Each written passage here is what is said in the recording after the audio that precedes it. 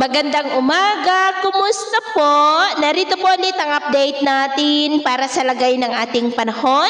Ngayong umaga po ng January 20, 2025. Sa ngayon po ay nananatili na walang anumang banta ng sama ng panahon sa loob at labas ng ating area of responsibility. Malamig na hanging amihan ang nakakaapekto po lalo na dito sa Northern Luzon. Shear line ang nag-i-extend sa silangan ng Isabela at mainit na easterlies ang umiiral sa silangan ng Southern Luzon, Visayas at Mindanao.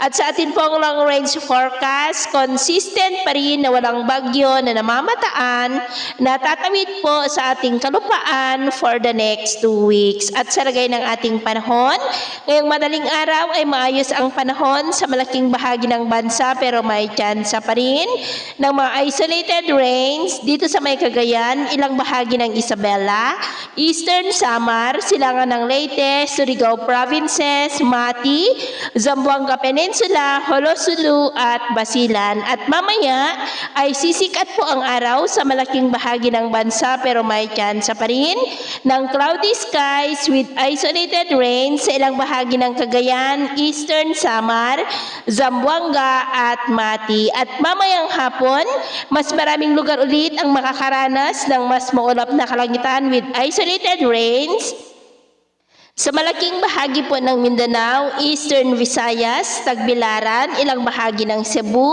Northern Negros, Panay Island, Catanduanes, Cagayan Valley, ilang bahagi ng Cordillera, kaya mag-ingat pa rin po tayo.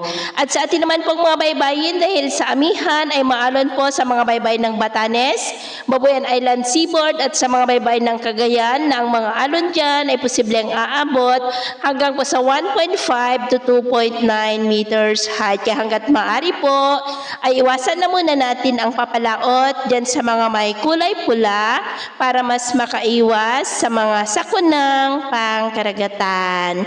So ito po ng latest update natin sa araw na ito. At ako po muli si James na nagsasabing sa kahit anong pagsubok po na darating sa ating buhay, huwag na huwag po tayong mawawalan ng pag-asa. Thank you and God bless.